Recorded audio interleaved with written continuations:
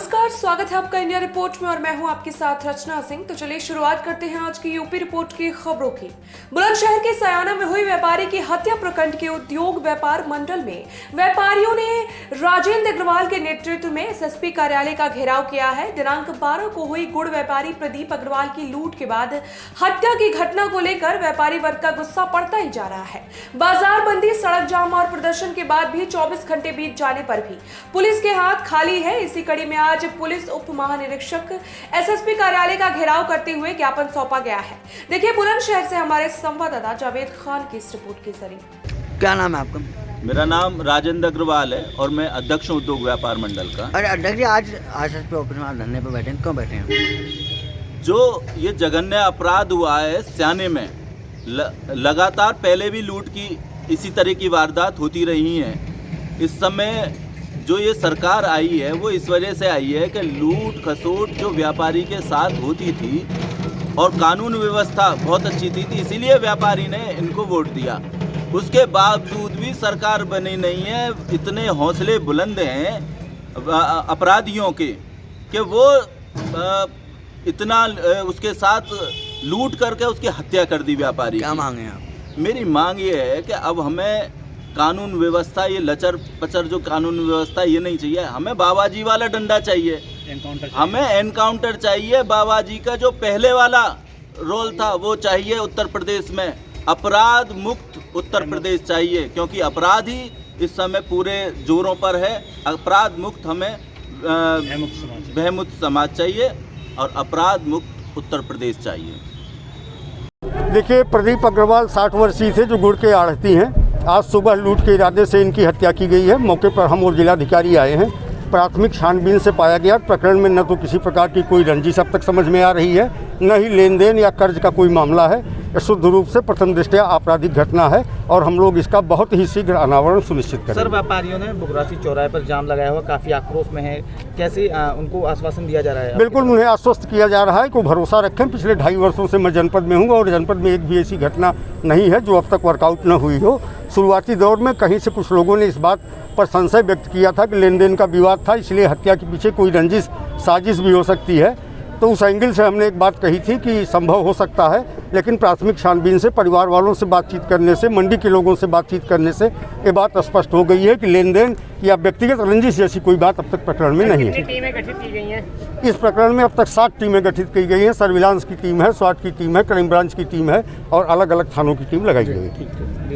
चलें। खबर जनपद हापुड़ से है, जहां गढ़मुक्तेश्वर पुलिस ने होली के त्योहारों के मद्देनजर कच्ची शराब माफियों पर कार्रवाई करते हुए गढ़मुक्तेश्वर पुलिस कच्ची शराब तोड़ रहे एक अभियुक्त को शराब बनाने के उपकरण सहित गिरफ्तार किया है, जिसके कब्जे से पुलिस ने लगभग 800 लीटर लहन तथा 80 लीटर तैयार शराब बरामद की है। पुलिस की इस कार्रवाई के बाद आबकारी विभाग पर कहीं न कहीं सवालिया निशान खड़े हो रहे हैं, जबकि जनपद में स्थानीय पुलिस हर महीने कच्ची शराब माफियाओं पर अक्सर कार्रवाई करता रहता है, लेकिन आबकारी विभाग मौन दिखाई दे रहा है। उत्तर प्रदेश के महोबा जनपद में एक नशेड़ी पति ने अपनी पत्नी को मौत के घाट उतार दिया है। नशे की आदत से पत्नी काफी परेशान रहती थी, जिसको लेकर पति और पत्नी के बीच अक्सर झड़प होती रहती थी। देर रात पति फिर से शराब पीकर घर पहुंचा था, जिसके बाद पत्नी के विरोध करने पर नशेड़ी पति ने पत्नी के सिर पर हथौड़ा मारकर उसे मौत के घाट उतार दिया है। सूचना पर पहुंची पुलिस ने मृतिका के शव को कब्जे में लेकर पोस्टमार्टम के लिए भेज दिया है। इसी कड़ी के साथ आरोपी पति के खिलाफ कार्रवाई करते हुए कड़ी धाराओं में मुकदमा दर्ज कर लिया गया है। देखिए हमारे संवाददाता विनायक लश्कर की रिपोर्ट। क्या नाम है आपका? हमारा नाम है गोवर्धन सिंह। कहाँ के रहने वाले हैं आप? हम महोबा के रहने वाले हैं। अच्छा, जो ये महिला है ये आपकी कौन लगती है और इनकी मृत्यु कैसे हुई? ये हमारी माँ थी, जिससे कि मामा मामी कहते हम लोग। हमारे जो माँ है उनकी भाई की पत्नी थी। अच्छा, तो इनकी मृत्यु से हुई है। जैसे कि हमारे जो मामा जी थे वो आए दिन मतलब शराब के नशे में या पीते थे, तो आए दिन को इस तरह की घटनाएं मतलब छुटपुट झगड़ा होता रहता था। कल कुछ ऐसे हुआ कि वहीं पर एक हथौड़ा रखा हुआ था, ये लोग आपस में बहस कुछ हुआ होगा, कि जिसका हमें शायद जो मुझे सुनने को मिला है, मैं तो था नहीं वो समय घटना पर, जिस हिसाब से मुझे सुनने को मिला है उस हिसाब से ये बताया गया कि हथौड़ा मार दिया गया। अच्छा, जिस कारण से ये मृत्यु हुई है। अच्छा, पुलिस ने FIR दर्ज कर ली है? हाँ, पुलिस ने हमको रात में ही उनको सूचना दी और रात में ही उन्होंने FIR दर्ज करके हमको FIR की नकल दे दी है।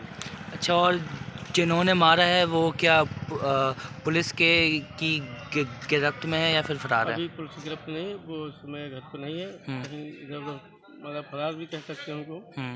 तो इस समय बरेली में फरीदपुर थाना क्षेत्र का मामला सामने आया है, जहां छात्रा से अश्लील हरकत करने को लेकर शिक्षक की जमकर पिटाई की गई है और शहर में जुलूस निकालकर थाने तक जमकर चप्पल जूतों से पीटा जा रहा है, जिसके साथ ही सोशल मीडिया पर वीडियो वायरल हो रहा है। इंटर की छात्रा के साथ अश्लील हरकत करता था शिक्षक, जिसके बाद आरोपी के खिलाफ गंभीर धाराओं में मुकदमा दर्ज कर लिया गया है।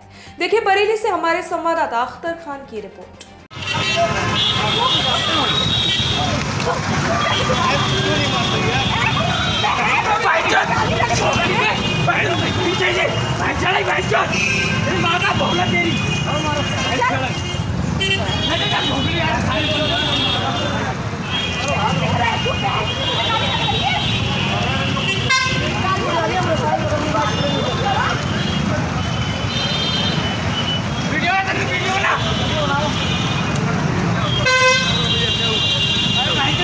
छेड़ रहा छेड़।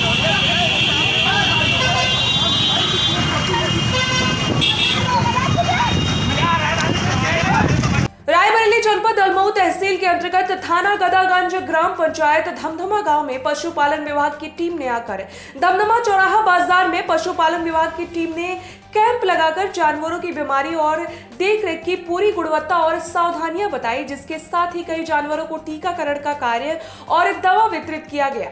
बुलंदशहर में आयुक्त मेरठ मंडल महोदय द्वारा जिला अधिकारी और DIG वरिष्ठ पुलिस अधीक्षक बुलंदशहर की उपस्थिति में ऐतिहासिक जिला प्रदर्शनी का फीता काटकर भव्य उद्घाटन का शुभारंभ किया गया है।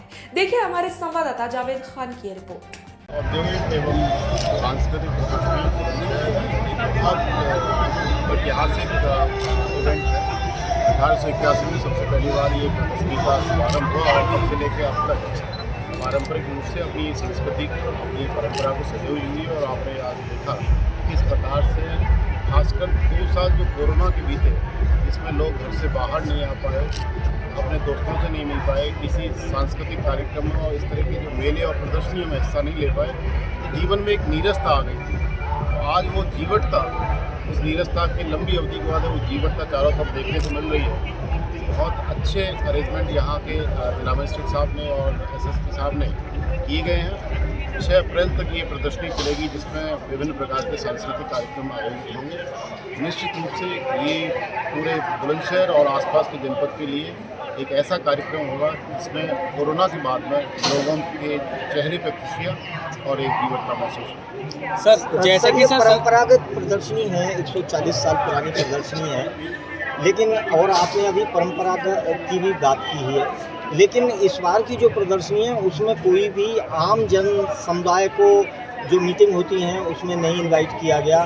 पूरा प्रशासन चुनाव में लगा हुआ था और यहाँ के क्लर्कों ने ये सब कुछ कर लिया। ये सारा कार्यक्रम जनता के लिए और आप देखेंगे कि सभी लोग आए हुए हैं यहाँ पे और सब लोग आनंद ले रहे हैं और भविष्य में आनंद लेते रहेंगे।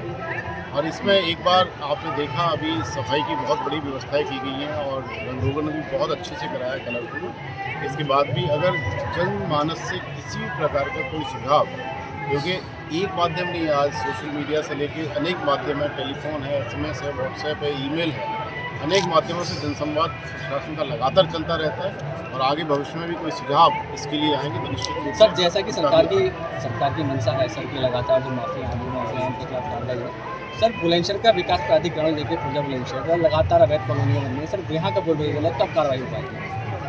बीच में आपने देखा लगातार ये इन्फोर्समेंट का काम होता रहता है, लेकिन निश्चित रूप से जो चुनाव अवधि है, निर्वाचन अवधि है, इसमें फोर्स 7 चरणों को चुनाव करने चली जाती है, उसकी वजह से दिक्कतें आती हैं। लेकिन इस बीच में जो भी ऐसे लोग पनपे होंगे और जिन्होंने अवैध निर्माण किए होंगे, मैं विश्वास दिलाता हूँ कि अगले 1 माह में आपको बहुत शानदार अभियान चलता हुआ दिखाई देगा और अवैध कामों पर नियंत्रण।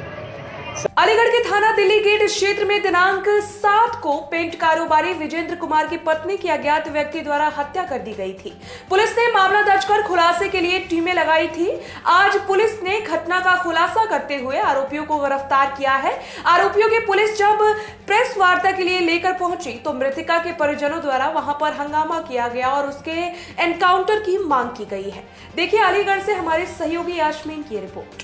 कि चाकू मार दिया गया है। मौके पे पुलिस पहुंची और इसमें तफ्तीश में ये पता लगा कि ये घटना लूट करने के इरादे से कारित की गई थी, जिसमें 2 अभियुक्तों को पुलिस ने गिरफ्तार किया है। मनोज कुमार पुत्र श्री राज बहादुर निवासी बन्ना देवी, कैलाश बाबू पुत्र स्वर्गीय उदय सिंह निवासी थाना बन्ना देवी।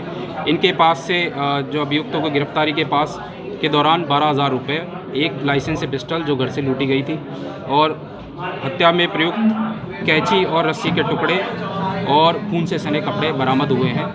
इसकी बहुत ही अल्प समय में गिरफ्तारी करते हुए और अनावरण करने के लिए बड़ा सराहनीय कार्य किया है और आगे इन पे विधिक कार्रवाई की जाएगी और सख्त से सख्त सज़ा मिले, ये आवश्यक है। मंशा इनसे पूछताछ में ये पता लगा कि लूट के इरादे से ये हत्या की गई।